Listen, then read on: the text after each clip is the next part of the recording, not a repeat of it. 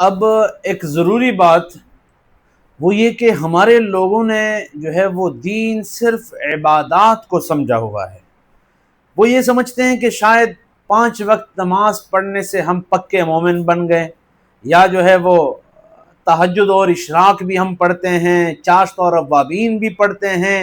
روزانہ یہ تسبیح بھی کرتا ہوں، وہ بھی کرتا ہوں، یہ وظیفہ بھی پڑھتا ہوں، وہ وظیفہ بھی پڑھتا ہوں، قرآن کریم کی تلاوت بھی کرتا ہوں۔ ٹھیک ہے، یہ تمام باتیں اچھی باتیں ہیں اور یہ ہونی چاہیے، دین اور شریعت کا تقاضا ہے، لیکن یاد رکھنا دین صرف عبادات کا نام نہیں، دین صرف 5 وقت نماز پڑھنے کا نام نہیں، دین صرف اشراق اوابین اور چاشت پڑھنے کا نام نہیں، دین صرف سے روزہ لگانے کا نام نہیں، دین صرف شب جمعہ جانے کا نام نہیں، دین صرف چلا اور 4 ماہ لگانے کا نام نہیں، دین صرف زکوٰۃ دینے کا نام نہیں، دین صرف حج کرنے کا نام نہیں، دین صرف روزہ رکھنے کا نام نہیں۔ یاد رکھنا دین نام ہے، عقائد، عبادات، معاملات، معاشرتی زندگی، اخلاقیات، ان سب چیزوں کے مجموعے کا نام دین اسلام ہے، شریعت ہے۔ آج ہمیں عقائد کا پتہ نہیں چلتا، ہمیں عقیدے کا علم ہی نہیں، عقیدہ کہتے کس سے ہیں، اللہ کے متعلق ہمارا کیا عقیدہ، جناب رسول اللہ کے متعلق ہمارا کیا عقیدہ، انبیاء کرام کے متعلق ہمارا کیا عقیدہ، ختم نبوت کے متعلق ہمارا کیا عقیدہ، صحابہ کرام کے متعلق ہمارا کیا عقیدہ، کوئی پتہ نہیں چلتا۔ تو عقائد کا علم ہمیں بالکل سرے سے ہے ہی نہیں۔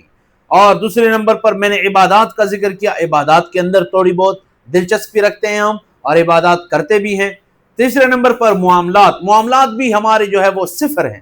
ہمیں پتہ ہی نہیں چلتا بھئی کاروبار کرنا کیسے ہیں، ہاں کاروبار کے اندر کون سی چیزوں کی ضرورت ہوتی ہے، کون سی چیزوں کو جو ہے فالو کرنا پڑتا ہے، کاروبار کے کون سے طریقے شریعت اعتبار سے درست ہیں، کون سے غلط ہیں۔ آپ جائیں کسی دکاندار کے پاس، کبھی انہوں نے کسی عالم دین سے پوچھا ہے کہ میرے لیے یہ طرز اختیار کرنا یا میرے لیے یہ سودا کرنا، یہ بے کرنا جائز ہے یا ناجائز؟ آپ مارکیٹ میں جائیں تو صحیح، آپ کو جو ہے وہ پوری مارکیٹ کے اندر ہکا دکا ایسے دکاندار ملے گا جو اپنے کاروبار کو شرعی اصولوں کے مطابق کر رہا ہو، باقی سارے کے سارے جو ہے وہ غیر شرعی طریقوں میں ملوث ہے، مبتلا ہے۔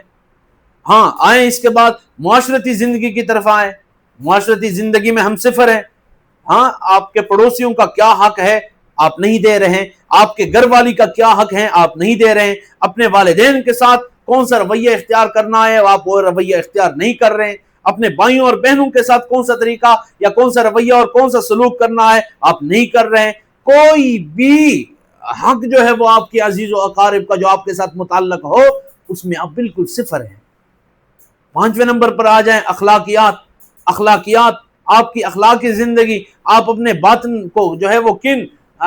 غلط امور سے اپنے آپ کو بچائے رکھتے ہو، کن غلط امور سے اپنے باطن کو پاک اور صاف رکھتے ہو، کوئی پتہ نہیں۔ اور ہم نے دین سمجھا ہوا ہے صرف نماز پڑھنے کو، اور ہم نے دین سمجھا ہوا ہے صرف زکوٰۃ ادا کرنے کو۔ نہ بھائی نہ، آپ نے عقائد بھی سیکھنی ہوگی، آپ نے عبادات بھی کرنے ہوں گے، آپ نے اپنے معاملات بھی درست کرنے ہوں گے، معاشرتی زندگی بھی درست کرنی ہوگی، اخلاقیات بھی درست کرنے ہوں گے، پھر جا کے آپ دیندار بن سکتے ہیں۔ اگر ان میں سے کسی ایک کے اندر بھی کمی تھی تو آپ دیندار نہیں ہیں، آپ مکمل دیندار نہیں ہے، آپ عند اللہ جو ہے وہ اپنے آپ کو بری نہیں سمجھ سکتے۔ اس لیے آج سے ہم عزم کریں کہ دین کے جتنے بھی شعبے ہیں، دین کے جتنے بھی ارکان ہیں، ان سب ارکان کو جو ہے وہ صحیح طریقے سے مکمل کرنا ہوگا، اور اللہ رب العزت سے استقامت کی بھی دعا کرنی ہوگی۔ اللہ پاک عمل کرنے کی توفیق